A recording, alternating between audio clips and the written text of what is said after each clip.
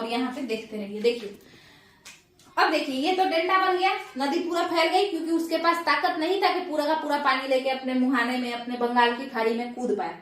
अगर मान के चलिए कोई एक नदी है जो कि ऐसे जा रही है, ठीक है, और इसके मुहाने पे इधर भी पहाड़ है और इधर भी पहाड़ है, दोनों तरफ पहाड़ है। तो आप बताइए नदी अपना पानी लेकर के जा रही है और मुहाना माने मान के चलिए अरब सागर में इसको गिरना है और ये अरब सागर के नजदीक आ गई, ये अरब सागर के नजदीक आ गई, ये पानी है, ठीक है। अब बताइए ये अगर चाहे भी तो क्या ये इस पहाड़ की तरफ पहाड़ को धक्का देकर के फैल सकती है कि भाई हटो ना हटो, पहाड़ हटो, हमको अपना कचरा लगाना है? ऐसा कर सकती है? ये नहीं कर सकती है। मान के चलिए कि कोई नदी है, वो बह रही है, नदी बह रही है, इसके दोनों साइड पहाड़ है।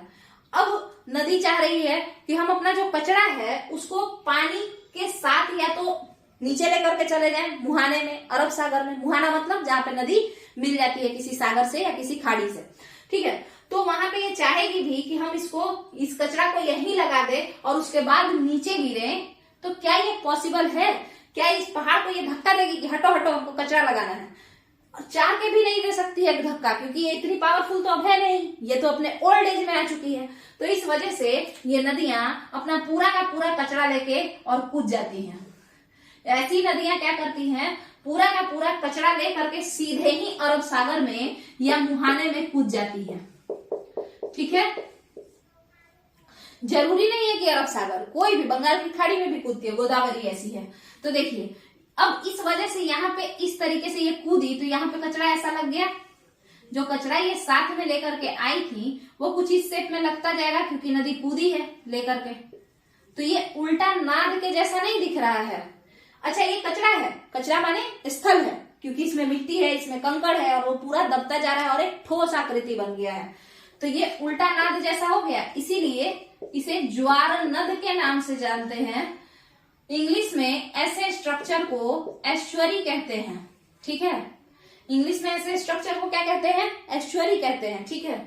और आपको पता है मोरमुगांव पोर्ट जो है माने बंदरगाह, ये एस्चुअरी ही क्या? नहीं ऐसा हो सकता है कि बहुत बड़ा सा बन गया और उसके बाद फिर क्या होगा, उसके बाद यहाँ एक आइलैंड बन गया, है ना, है ना। तो एस्चुअरी भी आइलैंड जैसा बन सकता है, ठीक है।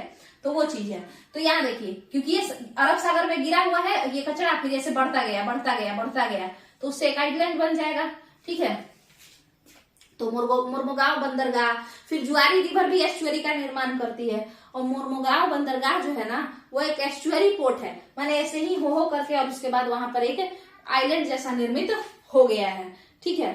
चलिए अब देखिए ये एस्चुअरी समझ में आ गया कि जिन नदियों के दोनों तरफ पहाड़ हो वो अपने वृद्धावस्था में कचरा को गिराना नहीं भी चाहेंगी तो यहाँ रख नहीं सकती हैं, उनको अपने साथ ही कचरा लेके कूदना पड़ेगा क्योंकि पहाड़ को वो धक्का देने में अब सक्षम नहीं है। तो वो कैसे फैलेंगी, कचरा कहाँ हटाएंगी, क्योंकि दोनों तरफ से पहाड़ है।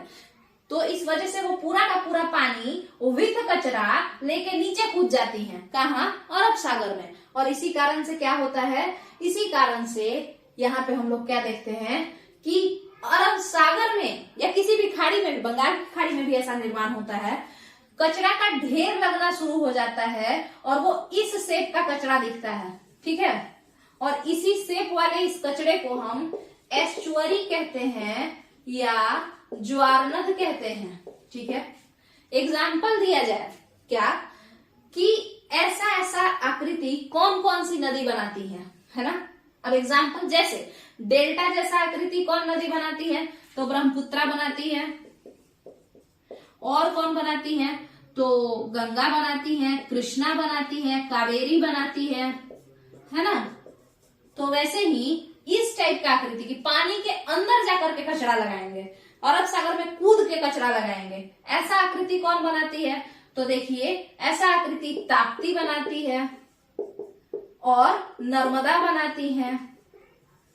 एक और है जो ऐसा आकृति बनाती है वो है गोदावरी। गोदावरी जो कि किस साइड में आकृति ऐसा बनाती है, वो बनाती है आपके किस क्षेत्र में, आपके बंगाल की खाड़ी में। बंगाल की खाड़ी में गोदावरी किसका निर्माण करती है, एस्चुअरी का निर्माण करती हैं। तो अब एक प्रश्न यहाँ पे जो बचा है उसको देख लेते हैं। तो ये तो क्लियर है। अच्छा, ताप्ती और नर्मदा ये एस्चुअरी का निर्माण क्यों करती है, ज्वार नद क्यों बनाती है? क्योंकि ताप्ती और नर्मदा के अगल बगल पहाड़ी इलाका है। जैसे नर्मदा दो पहाड़ों के बीच से गुजरती है, सतपुरा और विंध्याचल पहाड़ी, है ना। उसी तरीके से जो आपकी ताप्ती है, ताप्ती नदी सतपुरा और अजंता की पहाड़ी के बीच से गुजरती है। जैसे इस साइड अगर ताप्ती को मान के चलिए कि ये ताप्ती नदी है, मान के चलिए कि ये ताप्ती नदी है, तो इसके इस साइड कौन है, सतपुरा, और इस साइड कौन है, अजंता की पहाड़ी। अब ये किधर से बेचारी कूदे, है ना, तो चाह के भी ये तोड़ताड़ नहीं कर पाती है ना। अच्छा, वैसे तो आपको पता होगा कि ताप्ती इधर गिरती है, ये तो हम ऐसे ही बता रहे हैं इस साइड बना करके, अरब सागर के साइड को गिरती है, उस साइड है अरब सागर, ठीक है।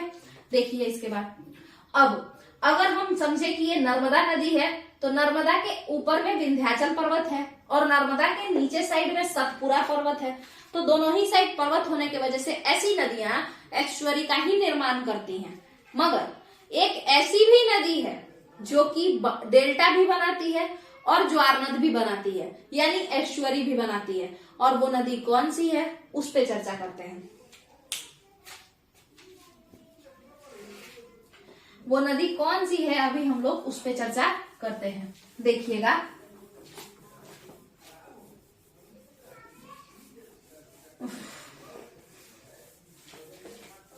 एक नदी है जो कि सबसे बड़ा एस्चुअरी बनाती है, सबसे एरिया में सबसे बड़ा जो एस्चुअरी यानी सबसे बड़ा जो ज्वार नद बनाती है, उस नदी का नाम क्या है?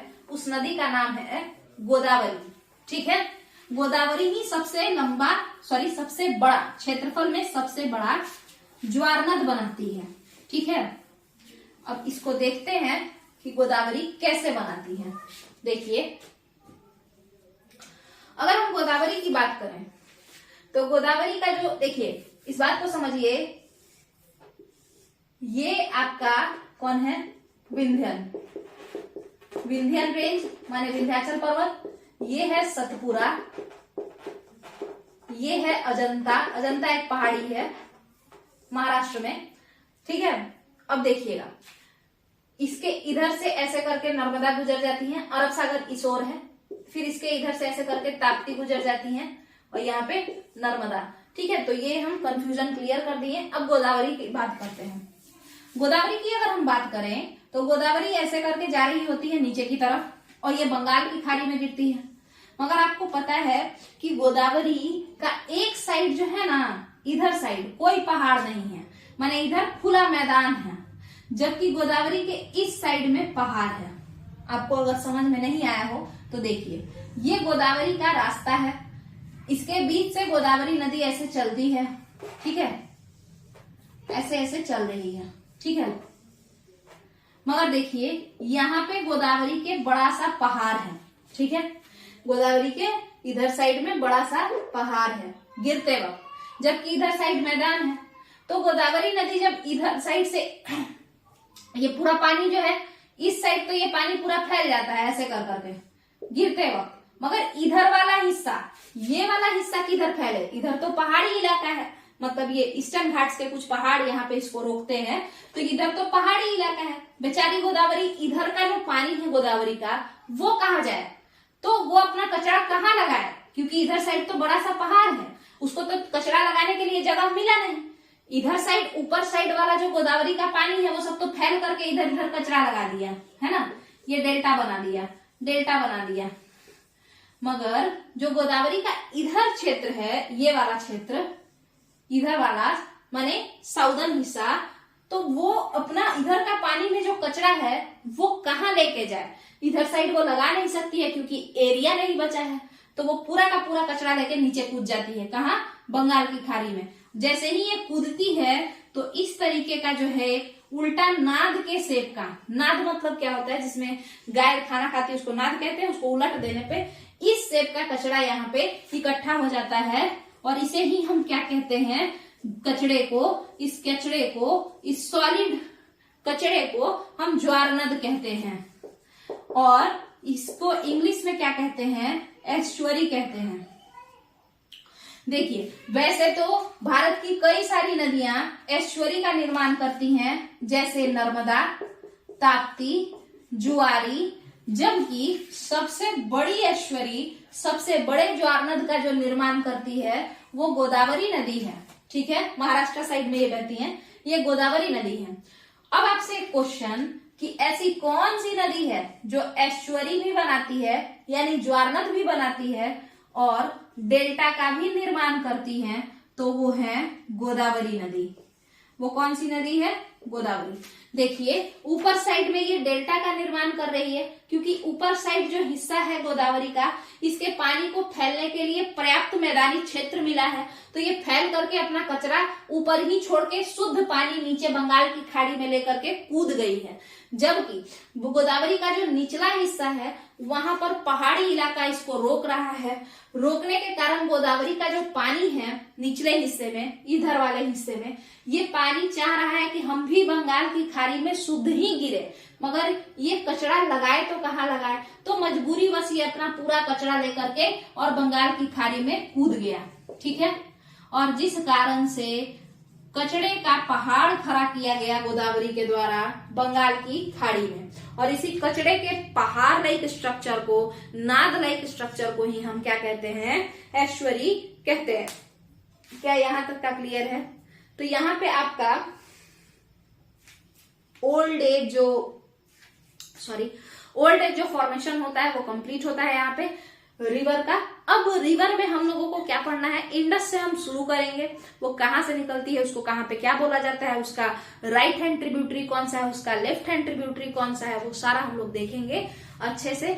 और कुछ इंपॉर्टेंट अगर कोई सिटी पास करता हो या कुछ, जैसे लेह जो है इंडस के राइट बैंक पे बसा हुआ है, माने दाएं किनारे पे लेह बसा हुआ है, तो वो सारा हम लोग देखते चलेंगे, एक एक कर करके कंप्लीट कर लेंगे।